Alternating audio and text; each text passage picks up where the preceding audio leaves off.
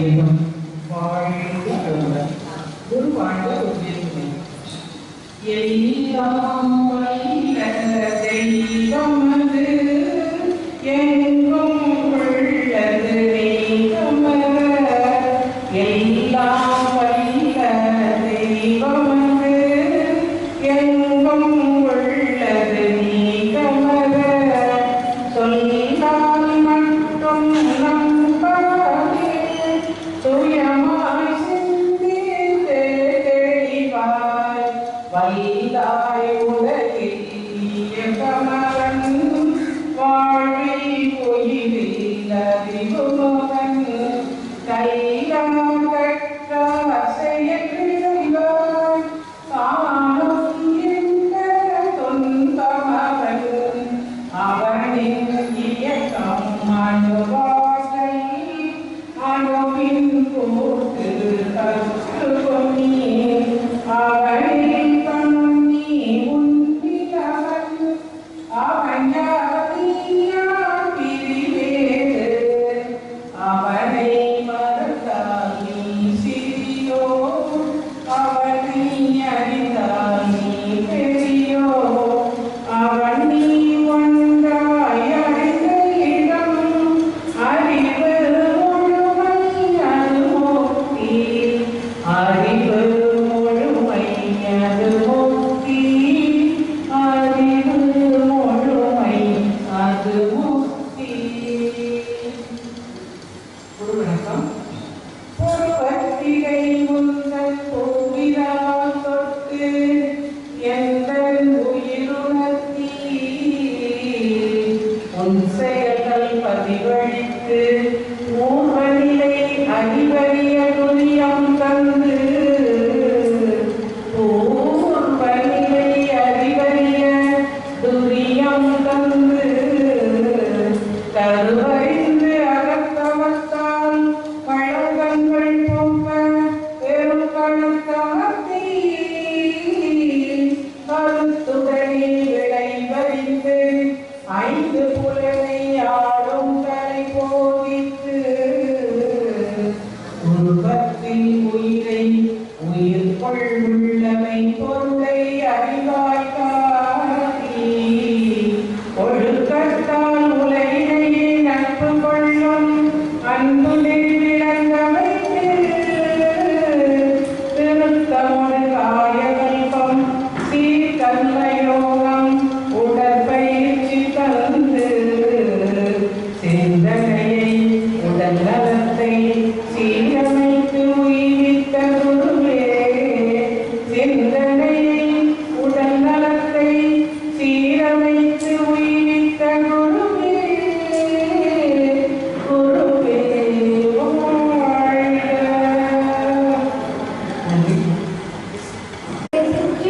நல்ல தெய்வீக ஆற்றலே நிரம்பினர்.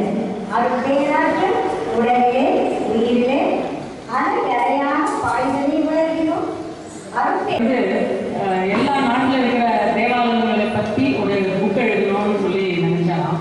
அதனால ஒவ்வொரு நாட்டுக்கும் போய் அங்க இருக்கிற சர்ச்சை போய் பார்த்து அதை வாழ்க வையகம் வாழ்க வையகம் வாழ்க வளங்கள் உருவாழ்க உடனே துணி. சிறப்பான ஒரு நல்ல நாள். நம்முடைய மகானின் பிறந்த நாள் 104வது பிறந்த நாள். இன்றைய இந்த விழாவில் 30 விழாவாக நாம் இப்போது கொண்டாடி கொண்டிருக்கிறோம். இதற்கு வருகை தந்துள்ள அனைத்து அன்பர்களையும் சான்றோர் பெருமக்களையும் வருக வருகை என்று வரவேற்று முதற்கண் எல்லோருக்கும் நன்றியையும் வணக்கத்தையும் வாழ்த்துக்களையும் தெரிவித்துக் கொண்டு முதலாவதாக நமக்கு எங்களுடைய அறக்கட்டளையை சிறப்பாக எங்களுக்கு ஆலோசனை கூறி நடத்தி வரும் பேராசிரியர் பொன்னுசாமி ஐயா அவர்களையும் லோகநாயகி அம்மா அவர்களையும் வருக வருகை என்று வரவேற்கிறேன். அடுத்ததாக நம்முடைய பேராசிரியர் நித்யானந்த பாபு அவர்கள் நமக்கு இந்த சிறப்புரை வழங்க வந்திருக்கிறார்கள். அவர்களையும் வருக வருகை என்று வரவேற்பதை மகிழ்ச்சி அடைகிறேன். அடுத்ததாக இஓ சென்னை சிட்டி ஜோன் அறக்கட்டளை நடந்து வருகிறது. அதற்கு முன்னாக 1990 இந்த தவமையமாக மகளிர் தவமையமாக தொடங்கி 20 வருஷமாக தவமையமாக இருந்து முழுமையாக இந்த பகுதி வாழ் மக்களுக்கு நாங்கள் தொண்டாற்றி கொண்டிருக்கிறோம். இதை இன்னும் மேலும் விரிவாக்கம் அறக்கட்டளையின் தவமையமாக இருந்த இந்த தவமையம் இப்போ 4 ஆண்டுகளுக்கு முன்பு அறக்கட்டளையாக உயர்ந்து மேலும் நிறைய நாங்கள் தொண்டாற்றி கொண்டிருக்கிறோம்.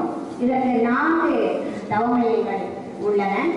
இந்த 4 தவமையங்களும் இந்த சுற்று வட்டாரத்திலேயே அறக்கட்டளையே சூழ்ந்தே இருக்கிறது. முக்கியமாக பார்த்தா இந்த மண்டபத்தினுடைய கலந்து கொண்டு இந்த பயிற்சிகளை பெற்று உடல்நலம் மனவளம் பெற்று வாழ்க்கையில் நல்ல வளத்தோடும் உடல் நலத்தோடும் வாழ நாங்கள் வழி செய்து கொடுக்கக்கூடிய வேளாண்மை மகிழ்ச்சியுடைய பயிற்சிகளை நீங்கள் சிறப்பாக கற்றுக்கொண்டு எல்லா வளங்களும் வாழி பெற்று வாழ வேண்டும் என்று கூறி இந்த நிகழ்ச்சியை நிறைவு செய்கிறேன். வாழ்க வளமுடன். வாழ்க வளமுடன். அடுத்ததாக பேராசிரியர் எம்கேவி நகை நித்யானந்த பாபு அவர்களை கௌரவிக்குமாறு பொன்சாமி ஐயா அவர்களை கேட்டுக்கொள்கிறேன். நித்யானந்த பாபு ஐயா அவர்கள் வாழ்க வளமுடன். அடுத்ததாக முதுநிலை பேராசிரியர் நம்முடைய அன்பாளர் பேராசிரியர் சேகர் ஐயா அவர்களை கௌரவிக்குமாறு பேராசிரியர் பொன்சாமி ஐயா அவர்களை கேட்டுக்கொள்கிறேன். பேராசிரியர் சேகர் ஐயா அவர்கள் வாழ்க வளமுடன். சென்னை சிறிதோட எக்ஸிக்யூட்டிவ் ஆஃபீஸர் பேராசிரியர் செல்வகுமார் அவர்களை கௌரவிக்குமாறு சேகர் ஐயா அவர்களை கேட்டுக்கொள்கிறேன். செல்வகுமார் ஐயா அவர்கள் வாழ்க வளமுடன். அடுத்ததாக ஜவஹர்நகர் அறக்கட்டளையின் செயலாளர் CS ரத்னசபாபதி ஐயா அவர்களை கௌரவிக்குமாறு பொன்னுசாமி ஐயா அவர்களை கேட்டுக்கொள்கிறேன். CS ரத்னசபாபதி ஐயா அவர்கள் வாழ்க வளமுடன். சேலம் மண்டலம் காசக்காரனூர் திருக்கோயில் துணை மண்டல தலைவர் துரைசாமி ஐயா அவர்களை கௌரவிக்குமாறு சேகர் ஐயா அவர்களை கேட்டுக்கொள்கிறேன். துரைசாமி ஐயா அவர்கள் வாழ்க வளமுடன். பேராசிரியர் டாக்டர் சண்முகசுந்தரம் ஐயா அவர்களை கௌரவிக்குமாறு ராஜலட்சுமி அம்மா அவர்களை கேட்டுக்கொள்கிறேன். பேராசிரியர் சண்முகசுந்தரம் ஐயா அவர்கள் வாழ்க வளமுடன். தம்பதியார் அனுபவம் செல்லக்கண்ண ஐயா அவர்களை கௌரவிக்குமாறு ராஜலட்சுமி அம்மா அவர்களை கேட்டுக்கொள்கிறேன்.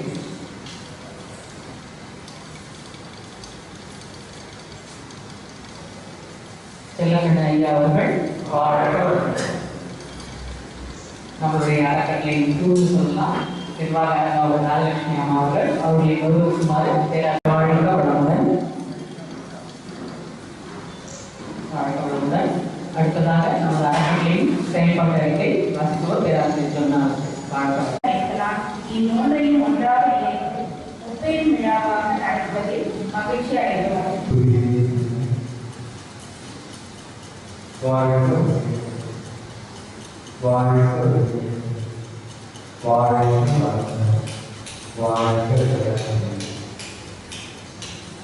மேலே அமர்ந்திருக்கும் சான்றோர் பெருமக்களே, வாழ்க வளமுடன். வாழ்க வளமுடன். வாழ்க வளமுடன். வாழ்க வளமுடன். சபையில் அமர்ந்திருக்கும் அன்பர்களே, அன்பிற்கு இனியவர்களே, நீங்களும் உங்கள் அன்புள்ளோம்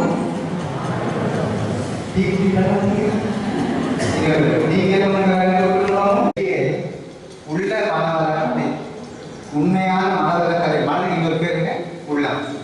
அந்த உள்ளம் எதை சொல்கிறது? நன்மையை தான் சொல்கிறது. ஆனால் மனம் அதை கேட்பதற்கு தருகிறது.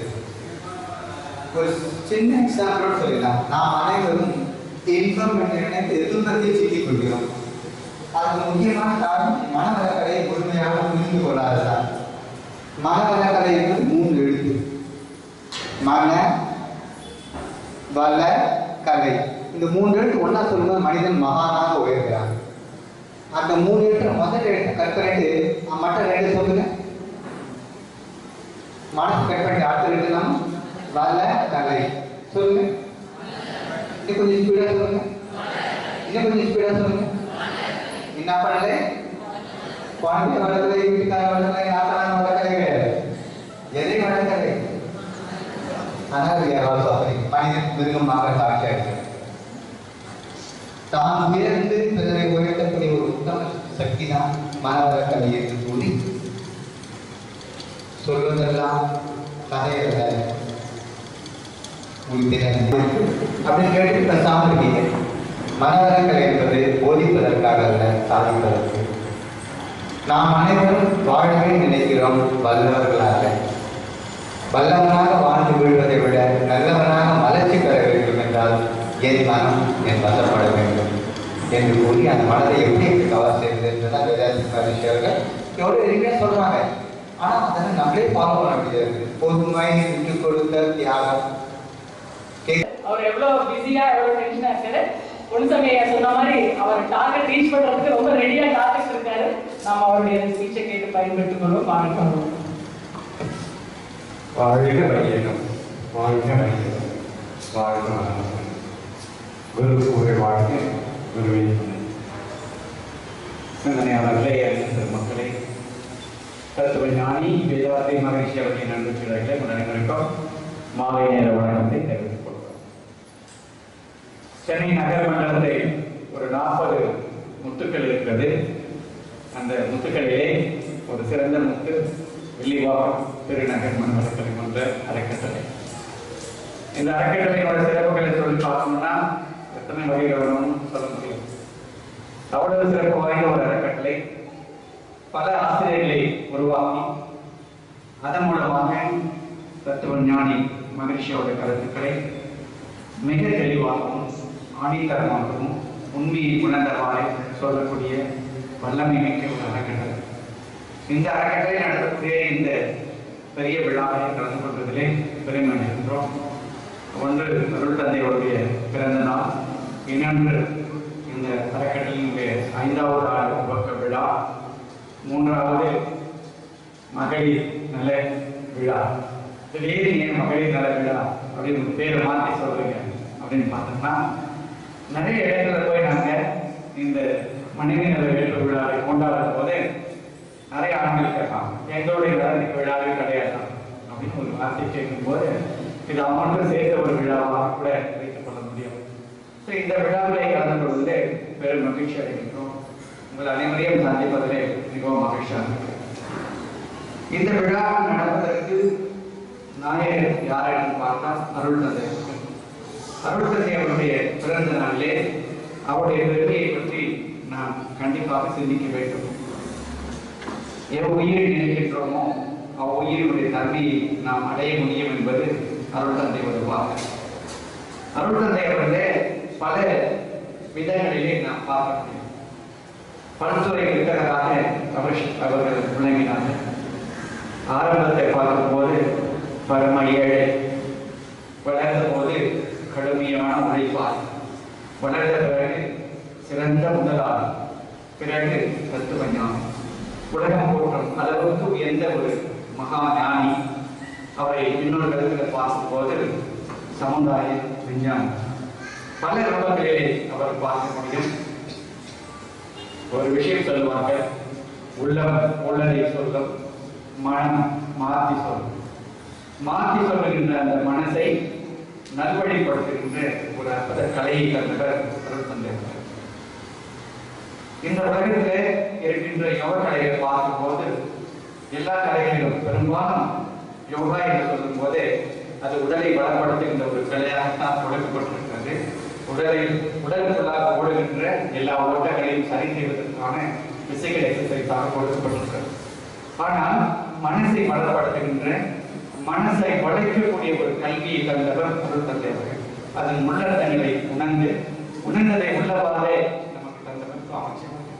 பரம ஏழையாக இருந்த போது கூட அவருடைய எண்ணத்திலே தோன்றியது, உழைப்புதான் அனைத்துக்கும் காரணம், உழைப்பின் மூலமாக உலகத்திலே சிறந்த நிலையை வாழ வேண்டும், அதற்கு அடித்தளமாக நம்முடைய எண்ணங்களை மேம்படுத்திக் கொள்ள வேண்டும் என்பதிலே அவர்கள் கருத்து கொண்டிருந்தார்கள். அதன் மூலமாக அவர் மிகப்பெரிய ஒரு தொழிலதிபராக குருவாஞ்சலிலே விளங்கினார்கள்.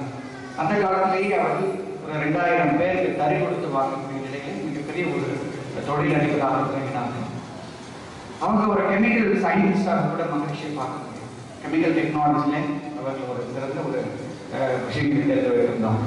அவர்கள் கண்டுபிடித்த, அவர்கள் போட்டு கொடுத்த, அந்த காலத்தில் போட்டு கொடுத்த அந்த வேதாந்திரிய பச்சை வேதாந்தி கிரீன் என்று சொல்லக்கூடிய கலர் இன்றைக்கு வரைக்கும் கூட யாரோடும் அந்த காம்பினேஷனை கண்டுபிடிக்க முடியவில்லை. அந்த அளவுக்கு அவர்கள் அந்த கெமிக்கல் ப்ராசஸ்ல ஒரு எக்ஸலண்டாக பண்ணியிருந்தார்கள். மனிதர்களும் ஏன் இவ்வாறு துன்பப்படுகிறது, அந்த துன்பத்திலே இருந்த மனிதனை எப்படி மேம்படுத்துவது, இதற்காக கண்டுபிடித்த கலைதான் மனவளக்கலை யோகா. யோகா என்பதிலே மனசை வளப்படுத்துகின்ற ஒரு கல்வியாக, குண்டலினி யோக கல்வியாக அனைவரும் கற்றுக்கொள்ளும் விதமாக சுவாமி அவர்கள் வடிவமைத்து மிக எளிமையாக கற்றுக்கொள்ளும். அதன் மூலமாக உடலையும் மனசையும் வளப்படுத்தி நிம்மதியாக வாழக்கூடிய மனிதர்கள் பல்லாயிரக்கணக்கானவர்கள் இந்த உலகத்திலே வந்திருக்கிறார்கள். அவர்கள் எல்லாம் மேலும் மேலும் சிறப்படைவதற்காக எத்தனையோ அறக்கட்டளைகள் செயல்படுகிறது. அதில் பார்க்கின்ற போது வில்லிவாக்கம் திருநகர் அறக்கட்டளை மிக சிறப்பான ஒரு பணியை செய்து வருகிறது. இந்த பணியை செய்வதில் பார்க்கும்போது எல்லோருமே பெண்கள் தான். மிக கடமை உணர்வோடு எப்படியெல்லாம் இந்த கல்வியிலே மனவளக்கலை யோக கல்வியிலே இணைப்பது என்பது அவர்கள் திறமை வாய்ந்தவர்களாக இருக்கிறார். அவர்கள் போடக்கூடிய திட்டங்களை பார்க்கும்போது ஒரு எக்ஸலண்டான திட்டமாக இருக்கிறது. அவர்கள் மேன்மேலும் சிறக்க வேண்டும். அவர்கள் கொடுக்கக்கூடிய கல்வியை, இந்த மகரிஷியோட கல்வியை உலகம் முழுவதும் பரப்புவதிலே தன்னை ஈடுபடுத்திக் கொள்ள வேண்டும். அவர்கள் வெற்றி அடைய வேண்டும். 5 வருடம் என்பது கழிந்து போன நாட்கள் அல்ல, மேலும் வரக்கூடிய நாட்களிலே பல்லாயிரக்கணக்கான மக்களுக்கு நாம் இந்த கல்வியை கொடுக்க வேண்டும். அடுத்ததாக பார்க்கும்போது இந்த பெண்ணின் பெருமை சொல்லக்கூடிய நிலையிலே மனைவி நல வேட்பு விழா, மங்கையாக பிறப்பதற்கு மாதமும் செய்ததே வேண்டுமும் என்று சொல்வார். பெண்ணின் பெருந்தற்க யாவுல என்று சொல்வார். சுவாமி அவர்கள் நினைத்தார்கள் இந்த உலக சமுதாயம் மிகவும் நலமாக மன வளத்தோடும் மன அமைதியோடும் வாழ வேண்டும் என்றால் அது யாரிடத்தில் இருக்கிறது என்பதை அவர்கள் அறிந்தார்கள். அந்த பொறுப்பும் கடமையும் யாரிடத்தில் இருக்கிறது என்று பார்க்கும்போது பெண்ணிடத்தில் தான் இருக்கிறது. சுவாமி சொல்வாங்க, பண்டம் சரியாக இருந்தால் தான் அதில் இருக்கக்கூடிய பொருள் சரியாக இருக்க முடியும். அப்ப பண்டம் சரியாக இருக்க வேண்டும் என்றால் அந்த பாத்திரம் சரியாக இருக்க வேண்டும். அந்த பாத்திரம் என்பது பெண்ணாக இருக்கிறது. பெண் கூட இன்றைக்கு கூட நம்ம பார்க்கும்போது பிரைம் மினிஸ்டர் நம்முடைய உரையில் சொல்லியிருக்கிறார்கள், இந்த இந்தியாவிலே பெண்ணை வருத்தப்பட செய்யக்கூடாது. அதை அன்றைக்கே மறைக்க சொன்னாங்க. எந்த சமுதாயத்திலே பெண்ணினம் வருத்தப்படுகிறதோ வருந்துகிறதோ அந்த சமுதாயம் மேன்மை என்பதற்கு வாய்ப்பு இல்லை என்று சொல்லியிருக்காங்க. ஸோ இந்த உலகம் என்பது எப்படி உலகத்தில் இருக்கக்கூடிய மக்கள் எப்படி வந்திருக்கிறார்கள் என்ற ஒரு கணக்கு அழகாக சாமி சொல்லுவாங்க. மொத்தம் 600 கோடி பேர் மக்கள் என்று சொன்னால் அதுல 300 கோடி பேர் ஆண்கள் பெண்கள் என்று சொல்றாங்க. நீர் இருக்கக்கூடியவங்களாம் எங்கிருந்து வந்தாங்க அப்படின்னு பார்க்கும்போது பெண் வயிற்றிலே இருந்து வந்தது. தனியாக எங்கிருந்தோ இந்த ஆண்கள் வரவில்லை, எல்லோருமே பெண் வயிற்றிலே இருந்தால் உருவாகி வந்திருக்கிறார். ஸோ அப்படிப்பட்ட ஒரு சிறப்பான ஒரு பெண்ணினம் உடல் நலத்தோட மன வளத்தோட வாழ வேண்டும். அதற்காக அழகாக வடிவமைத்தார்கள் இந்த கல்வியை. அதனூடாக நன்றி தெரிவிக்கும் விழாவாக இந்த மனைவி நல வேட்பு விழாவை கொடுக்கிறார். இரவு பகலாக ஒரு ஆணுக்காக ஒரு பெண் ஒரு சமுதாயத்துக்காக ஒரு குடும்பத்திற்காக உழைக்கக்கூடிய அந்த பெண்ணினத்தை நாம் நன்றி தெரிவிக்க வேண்டும். நன்றி தெரிவித்தால் மட்டுமே ஒரு அவங்க மனசில் ஏற்படக்கூடிய ஒரு மன மகிழ்ச்சி, அது மூலமாக இந்த சொசைட்டி செய்யக்கூடிய நற்பலன்கள் நற்செயல்கள் எல்லாமே மேம்படுத்த முடியும். அதற்காக அவர்கள் உருவாக்கிய இந்த விழா சிறப்படைய வேண்டும். அதை சிறப்பாக நடத்தி கொள்வதற்காக அவர்கள் வந்திருக்கிறார்கள். இந்த கல்வியை சுவாமி அவர்கள் நினைத்தார்கள். இந்த மனவளக்கலை கல்வியை எப்படியாவது இந்த சமுதாயத்தினை நுழைக்க வேண்டும். அதற்கு ஒரு சரியான வழி மாணவ சமுதாயத்தை கொடுக்க வேண்டும்.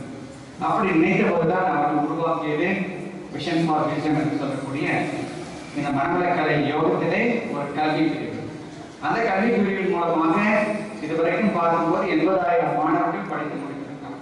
சுவாமிஜி உருவாக்கிய போது முதல் ஃபர்ஸ்ட் பேட்சாக குருவாஞ்சேரியிலே அவினாசி லிங்கம் டீம்டு யூனிவர்சிட்டியிலே ஒரு டிப்ளமோ கிளாஸஸ் தான் முதல்ல ஆரம்பிச்சாங்க. அதில் படித்தவர்கள் மொத்தம் 24 பெண்கள். அந்த ஃபர்ஸ்ட் பேட்ச்ல ஒவ்வொரு மாணவர்களும் படித்த பாடல்கள் எப்படி பார்க்கும்போது 200 பாடல்களை மனப்பாடம் செய்யணும். அவ்வளவு டஃப்பாக அந்த ஃபர்ஸ்ட் பேட்ச் இருந்தது. அதுக்கப்புறம் கொஞ்சமாக பார்க்கும்போது இன்றைக்கு உலக அளவிலே இந்த பயிற்சியை நாம் கொடுக்கக்கூடிய அளவிலே நிலை மாற்றம் பெற்றிருக்கிறது. இந்த வருடத்தில் கூட 20,000 மாணவர்களை இந்த கல்வியில் இணைக்க வேண்டும் என்பது நாங்கள் முயற்சி எடுத்திருக்கிறோம். இந்த கல்வியை கொண்டு வரும்போது பல்வேறு பல்கலைக்கழகங்கள் ஒப்புக்கொண்டன.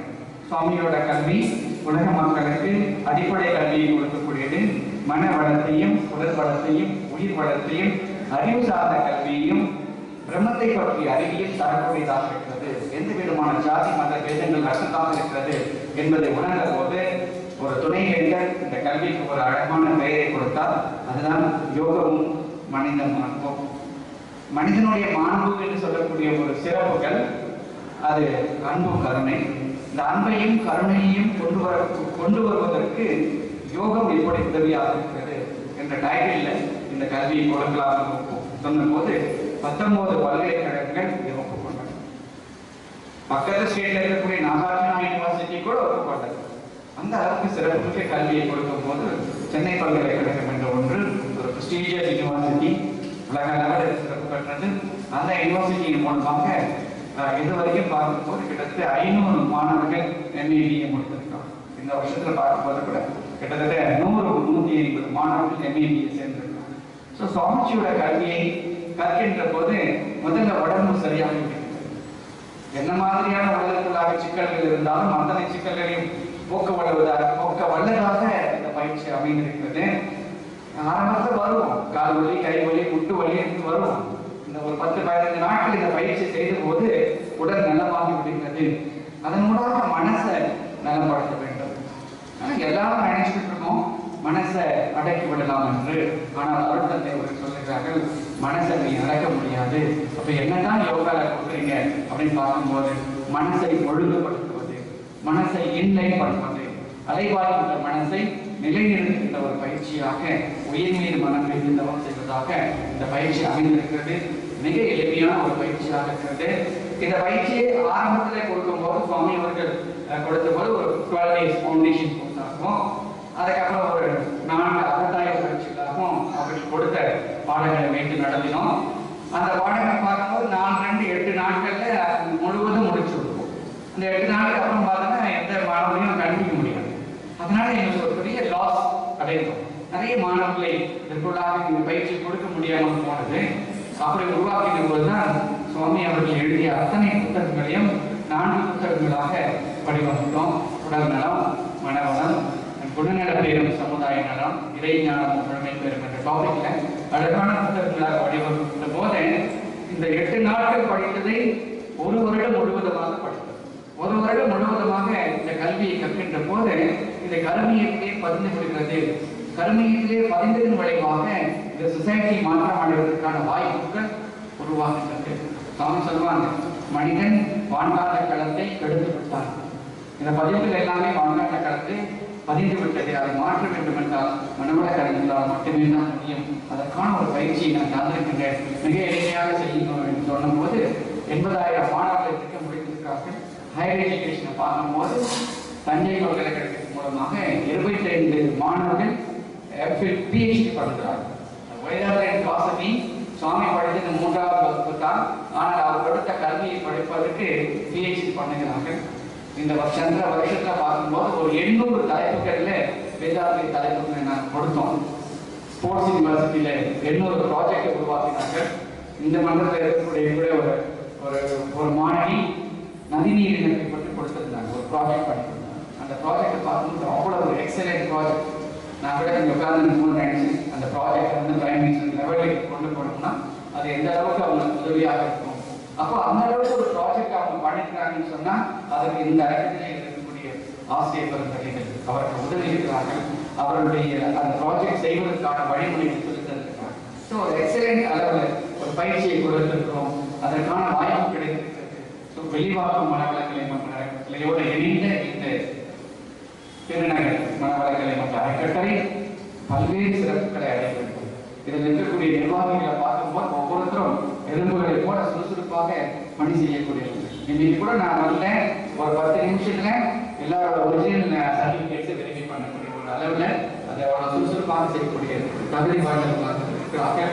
இந்த அறக்கட்டளையில் இருக்கக்கூடிய அனைத்து நிர்வாகிகளும் மனம் வளர்க்க வேண்டும். நல்ல உடல் நலத்தோடு சந்தோஷமாக இந்த காரியங்களை செய்ய வேண்டும். எந்த விதமான எக்ஸ்பெக்டேஷனுமே இல்லாமல் நம்ம செய்யக்கூடிய காரியத்தில் மிகவும் சந்தோஷமாக சுவாமி கொடுத்த கல்வியை உலக அளவுக்கு கொடுக்கிறோம் என்ற ஒரே ஒரு சிந்தனையோட பல்வேறு மக்களுக்கு கொடுக்கிறோம்.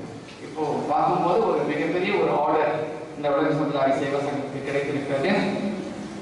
புது வாழ்வு என்ற ஒரு திட்டத்தின் மூலமாக கிட்டத்தட்ட 200 கிராமங்கள் சென்னை நகர மண்டலத்துக்கு மட்டுமே 200 கிராமங்கள்ல ஒவ்வொரு கிராமத்திலையும் 100 ஸ்டூடெண்ட்ஸ்க்கு பயிற்சி 100 ஸ்டூடெண்ட்ஸ்க்கும் 9 வகுப்புகள் நடத்த வேண்டும். ஸோ ஒரு பெரிய ஆர்டரை இந்த அரசாங்கம் தந்திருக்கிறது, அரசாங்கம் ஒப்புக்கொண்டிருக்கிறது. ஒரு அற்புதமான கல்வியாக இருக்கிறது என்பதை ஸோ நாம் அனைவரும் சேர்ந்து இந்த கல்வியை கற்றுக் கொடுப்பதில் ஈடுபட வேண்டும்.